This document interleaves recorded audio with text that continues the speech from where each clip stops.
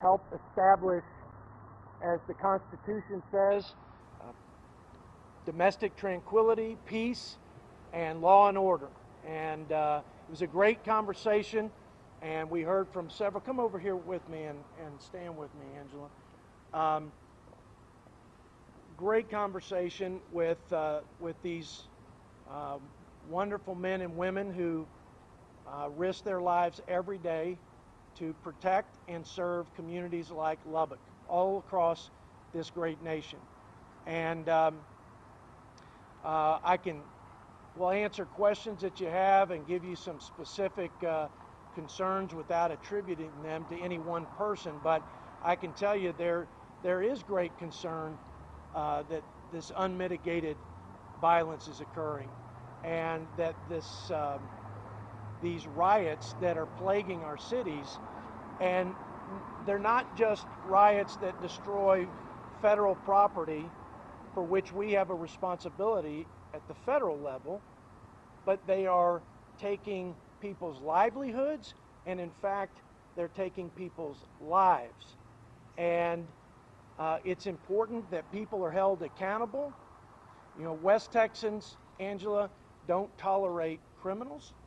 We don't negotiate with terrorists, and we believe in the Constitution and our fundamental rights to protect ourselves and our families and our communities.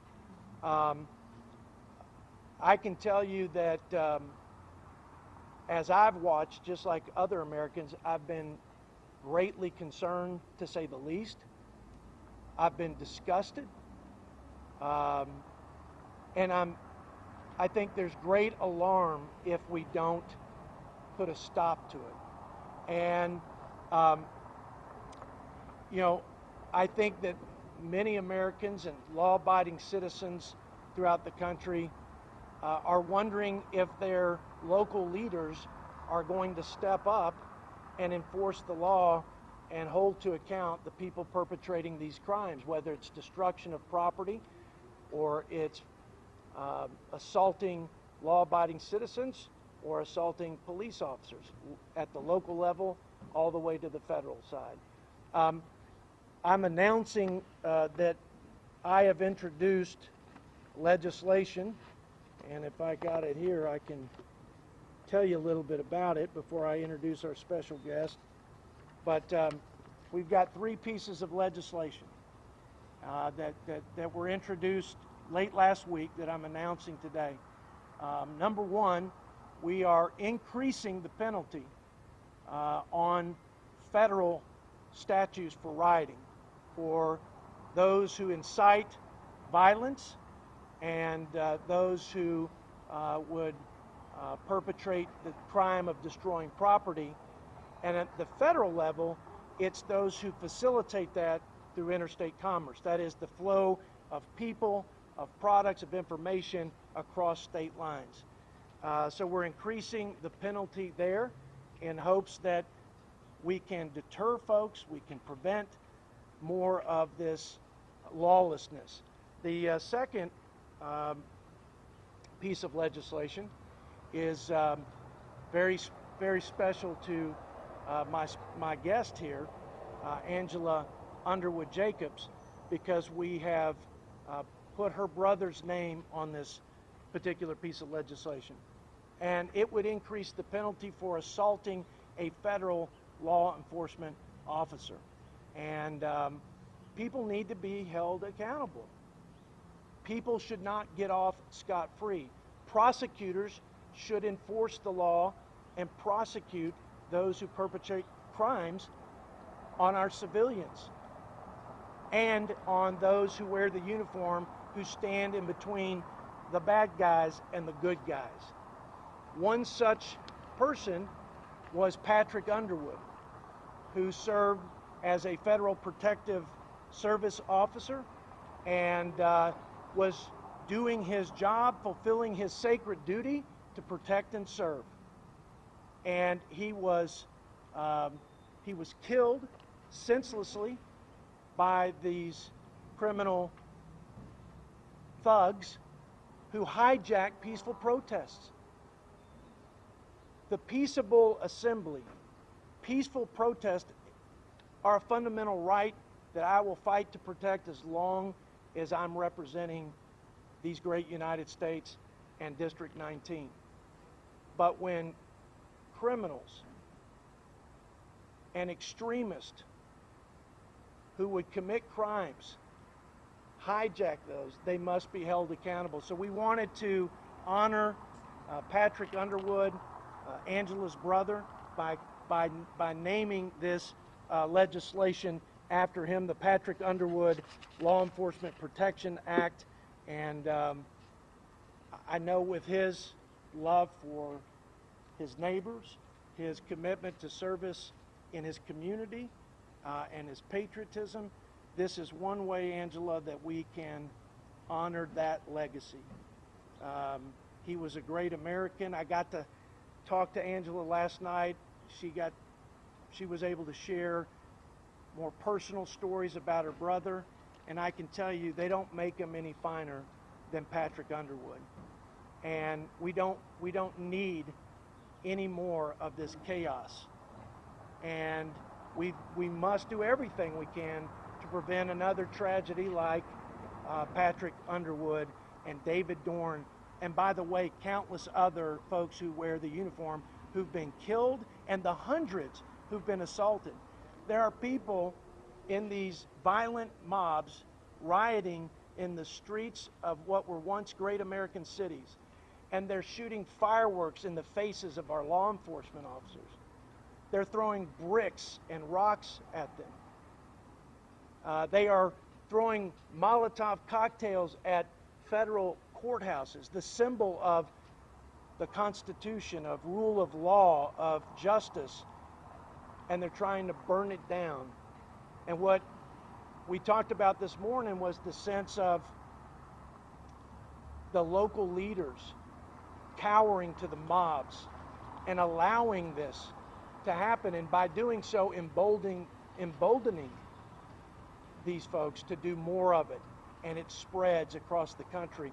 So we can't solve every problem at the federal level, but that which we can do, Angela, we must do, and we want to do, again, for the sake of the constitutional rights of our citizens, for the sake of rule of law and civil order, which is the cornerstone of our democratic republic, and for the sake of the patriotic, courageous, honorable men and women in uniform like Patrick Underwood.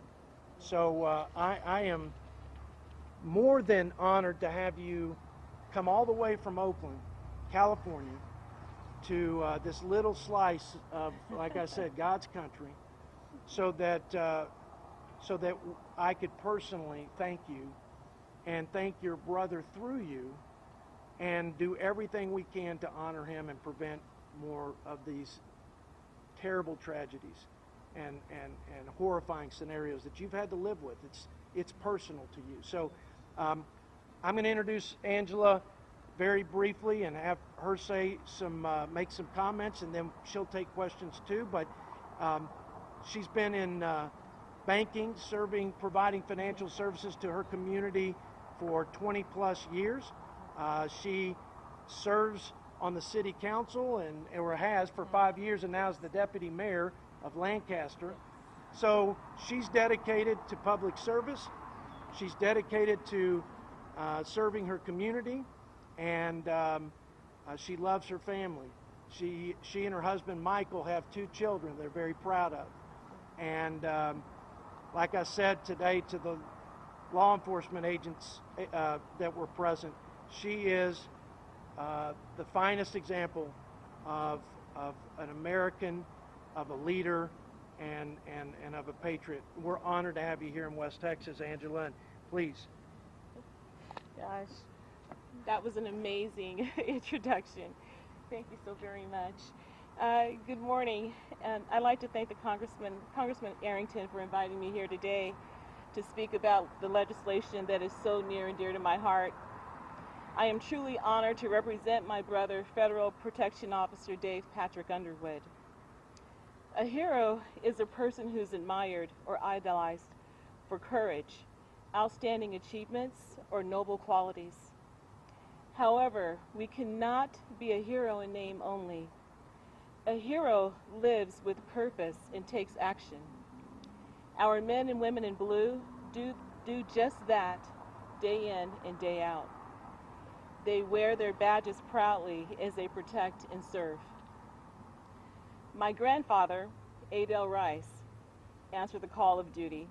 He became a U.S. Marine and fought for our country during World War II. He died at the age of 95 in 2016. There were often times when he felt attacked from two fronts: the racism from the country that he was defending and the hatred from the enemies he was protecting his country from. But he persevered and was one of the first African American Marines to land on the shores of Iwo Jima. He was awarded the Bronze Star for his acts of valor, bravery, and courage. Adele Rice was a hero, though he did not know it.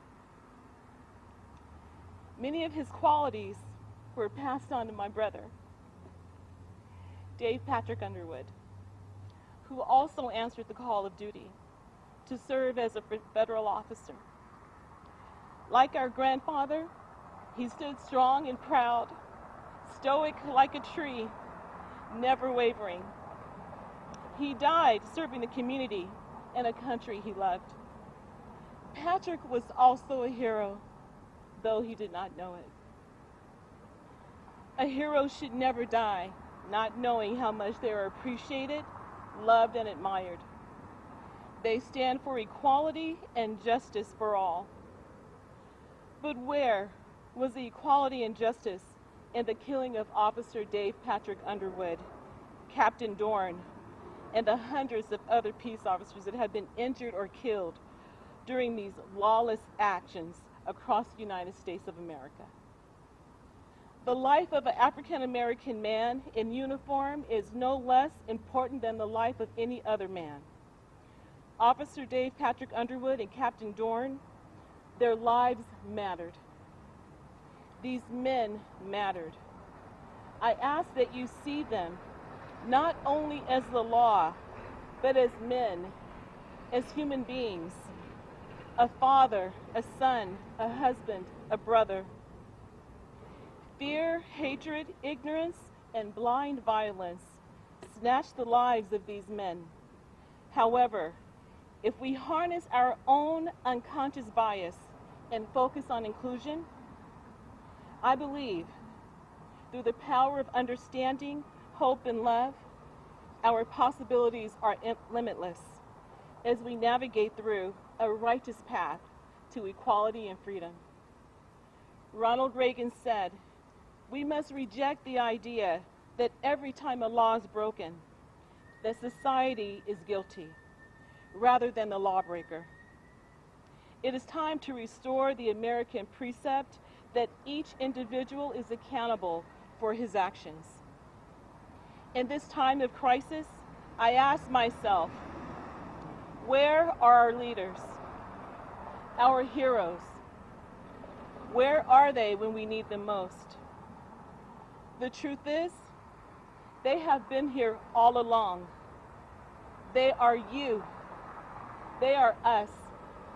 The mother, the father, the business owner, the teacher, the doctors and nurses, and especially our officers of the law, who accept to take the charge to protect and serve everyone. I believe that this bill will say to the world, men and women in blue, we see you, we respect you, we honor you, and we stand with you, our heroes. Thank you, Congress Arrington, for introducing the Dave Patrick Underwood Act of 2020. I am most proud to stand here with you today. Thank you. Thank you. Well, special day for both of us. Patrick Underwood represents a whole lot more than the Underwood family. He represents the countless heroes that are risking their lives every day. You know, sometimes we even dehumanize the law enforcement officers, you know, and these are folks just like you and me. They love their country. They want to be safe in their neighborhoods. David Dorn had 5 children and 10 grandchildren, and a wonderful wife, Anne, who was willing to allow us to use his name to honor him and, again, those he represents in uniform. And your brother, who had waited, you know, he was 53 and had finally come to a place where he found the love of his life and was ready to propose and spend his life. He was engaged to be married, and had great plans until the unexpected and the unconscionable and the unacceptable and the un-American happened. So God bless you and your family. And Angela, it's just, again, we're just so honored that you came all the way out here. I'd like to present you with a token of our appreciation, and I truly hope that this legislation will prevent that senseless, cold-blooded murder of our law enforcement officers. Obviously, my legislation is focused at the federal level, and I pray it will also honor the legacy of your brother for years and generations to come. We flew a flag over the United States Capitol in honor of Dave Patrick Underwood. And so if you would please accept this, not just on my behalf, but on behalf of the God-fearing, hard-working, freedom-loving people of West Texas who back the men and women in blue, who stand with you and your family, and who are calling for an end to this senseless violence. So here it is. This just tells you it's legitimate. And here's the flag, and there you go. Thank God you. bless you. Thank you so much. Gosh, this is I have to say I'm overwhelmed with emotion today, and Congressman Arrington, I want to thank you for your courage. The city of Lubbock has been so very hospitable and wonderful to me and my husband. It's odd how that God puts you on a path that you never know where your path is going to take you, but here I am standing here today with all of you. And the amount of love and support has just been tremendous and overwhelming. I want to say thank you so very much for welcoming my husband and I to your wonderful city.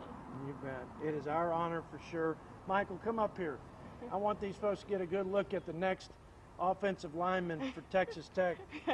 Now, I know he may look a little older than most freshmen, but we'll call him a non-traditional student. This is Michael Jacobs, and we're honored that he's here too. And won't you stand by your sweet wife?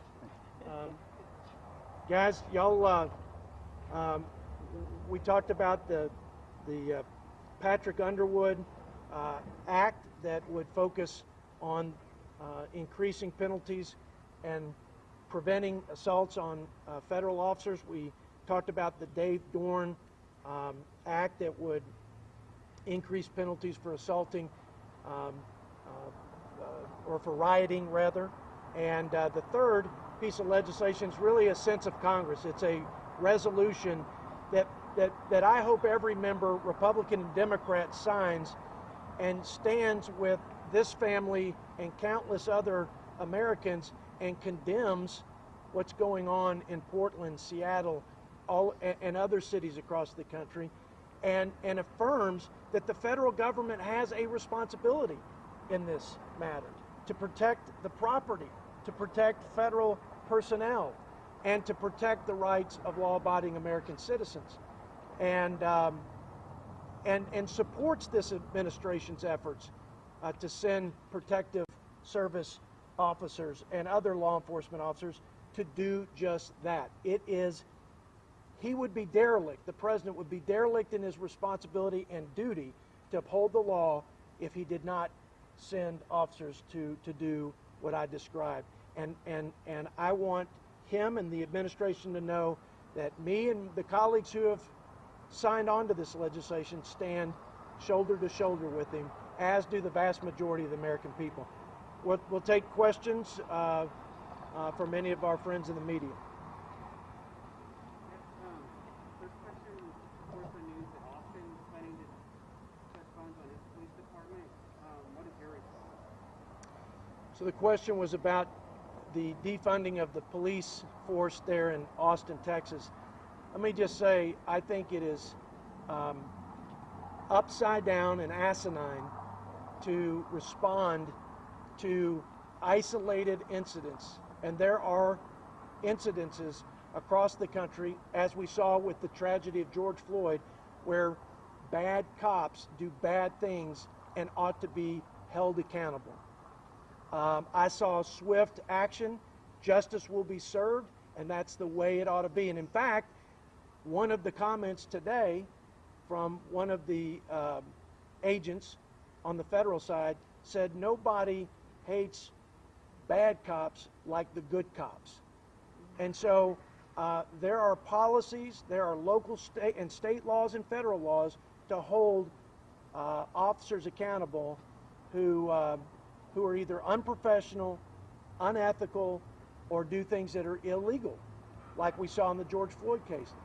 Defunding the police, reducing their resources that are already strained, hamstringing and tying the hands of our law enforcement officers as they carry out one of the most important, I would say, the chief responsibility of government to protect their citizens, makes absolutely no sense.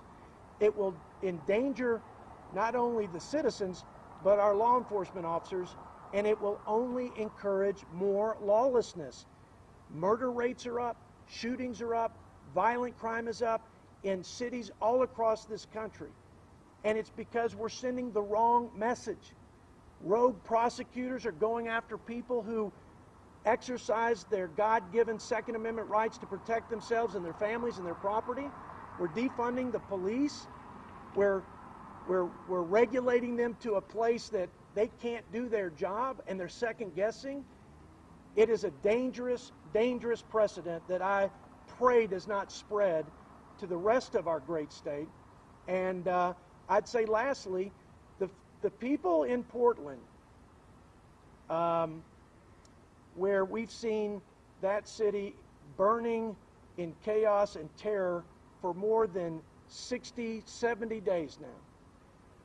They are voting with their feet, and businesses, not just in Portland, Seattle, New York, they're leaving, taking their jobs with them, and the peace-loving, law-abiding citizens who can leave are leaving. The problem is the poorest among our fellow Americans are trapped in these cities. They don't have the resources to uproot and move. And so when local leaders, who I believe are intimidated by the mob, decide to cower to this tyrannical group of criminals and let them walk over them to perpetrate crimes on citizens and trample the rights of our fellow Americans, something has to be done, and that's why we're here today. But it is incredibly discouraging, and it's outrageous that somebody in a leadership position with a modicum of common sense and maturity would think defunding the police would be a solution to what's going on. Hold the bad cops accountable, and don't let them recycle through the system so they can continue to corrupt what are the vast majority of honorable men and women serving. Another follow-up is, with DPS helping in these situations, does it take away from like the rural areas where they're probably much more important? Say that one more time. With DPS, if they're helping out in these riots and other situations, does this take away from the rural communities where they play a bigger role? Absolutely. When we have limited resources and those resources are being pulled away from areas like the rural communities I represent, it It makes it harder for them to enforce the law in these small towns that are so important to our nation's fuel and fiber supply. But I will tell you that the culture of West Texas is one that is unique. And I think it's unique in that there's a great relationship, and we heard some of this from our chief of police. The communities I represent, and I'm very blessed that this is the case, enjoy a great relationship between law enforcement and the citizens. And I think that's where it starts. I think the training here in Texas is exemplary. And I think we hire the best and brightest and most professional.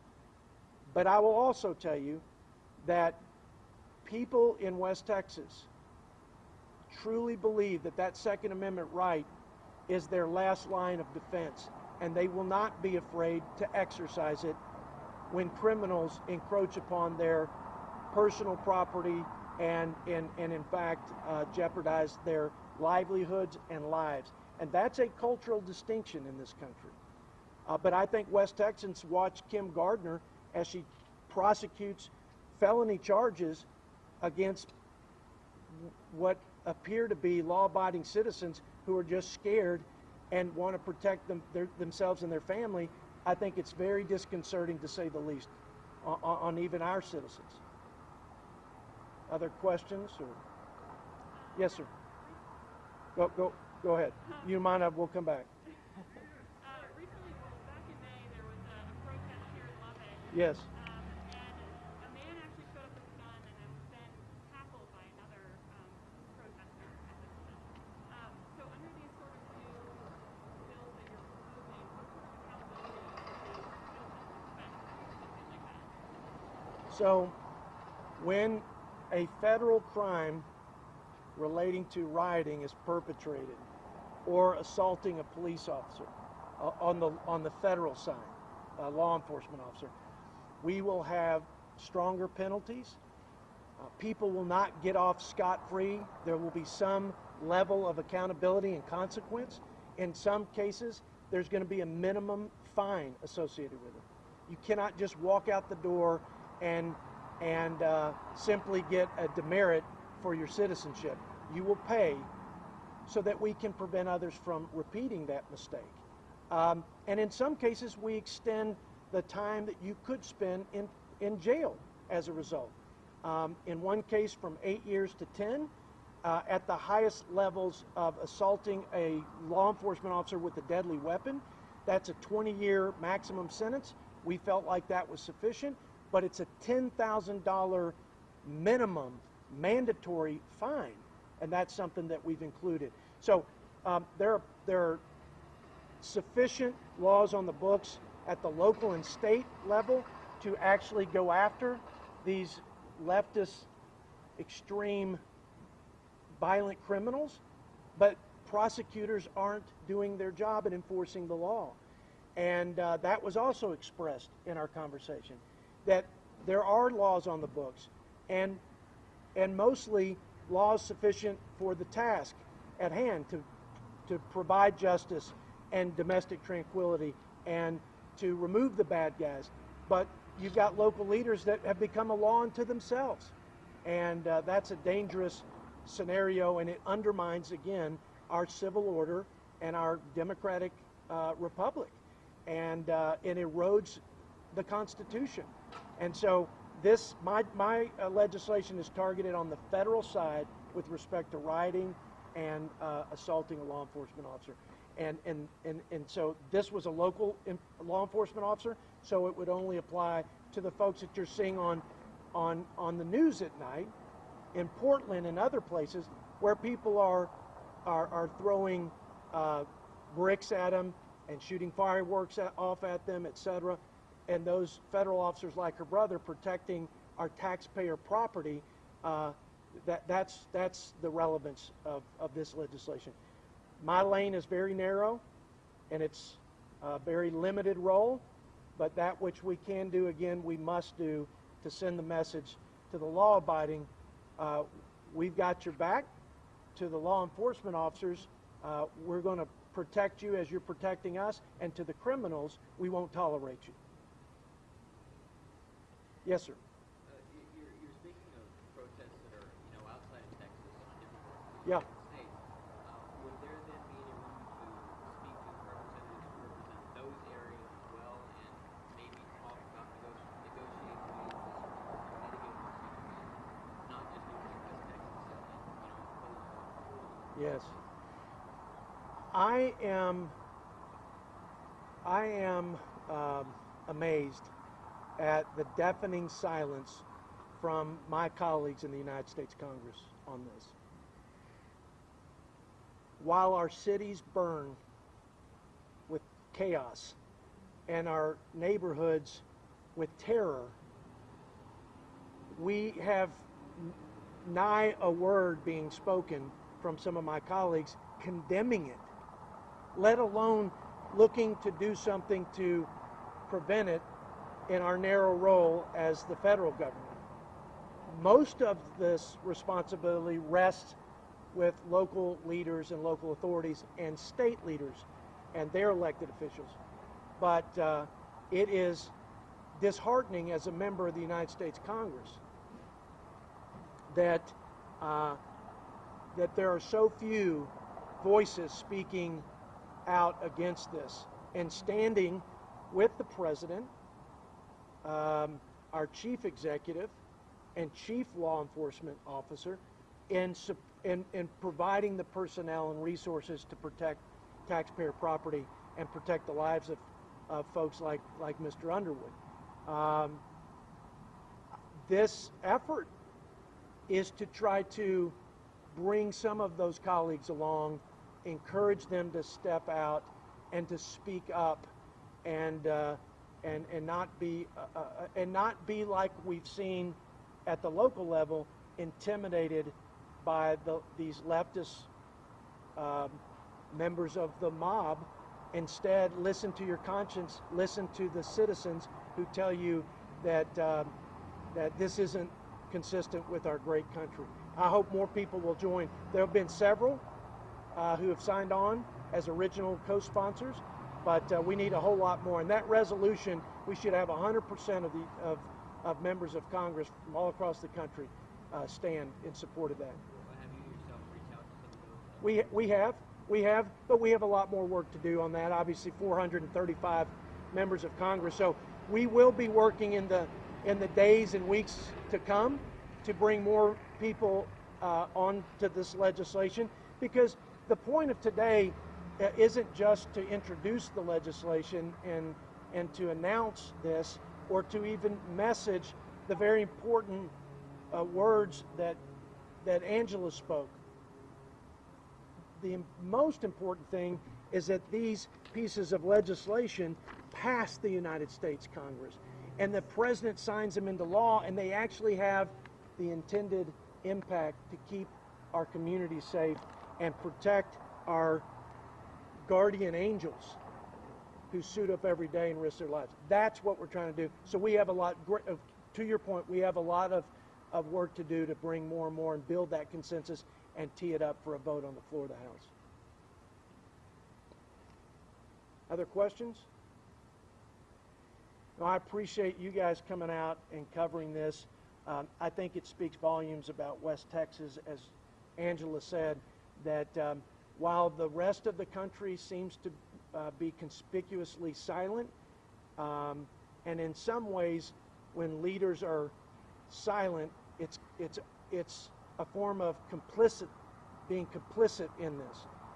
West Texans are bold, and we are strong in our convictions about our country and about those who serve and protect our country. So I'm proud on behalf of West Texas we can lead this effort, and I'm even more proud that you and your brother's legacy are going to be a part of this as we pass it and it becomes law. Beautiful. So God bless Beautiful.